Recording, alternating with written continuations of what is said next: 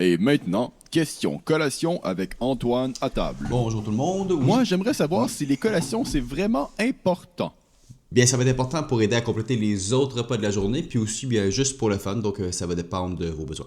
Il y a-t-il un moment dans la vie où les collations sont plus importantes? En fait, ça va être important surtout chez les personnes avec des plus petits appétits, donc on pense facilement aux enfants, mais aussi peut-être des fois aux personnes âgées, les personnes qui vont s'entraîner beaucoup, qui ont peut-être moins d'appétit, moins de temps pour manger aussi.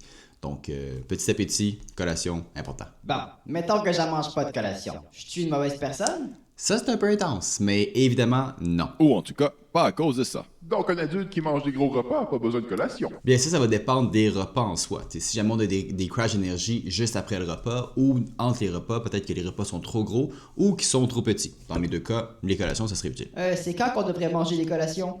Quand on a faim. Mais encore? En fait, peu importe quand on a faim, tant que c'est pas trop près d'un repas. Et qu'est-ce qu'une bonne collation? C'est ce qui répond à votre besoin au moment de la manger. Mais encore? Ouais, bien, la collation va varier si c'est pour répondre à un craving, si on a faim, si c'est avant ou après un entraînement ou pour toute autre raison. Puis mettons que j'ai juste faim. Des fibres puis des protéines. Mais encore? Ben, ça peut être des légumes avec du humus ou des fruits avec des noix, des choses comme ça. Et si c'est avant un entraînement?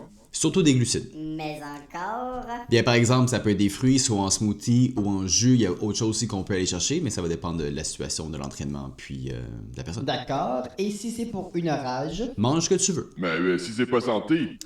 Ben, si tu penses que c'est pas santé, il faudrait commencer à changer comment tu vois l'alimentation pour essayer d'éviter de catégoriser les aliments comme étant bons ou mauvais. Mais encore? Ça, si ça t'intéresse, tu peux venir me voir, on va en parler.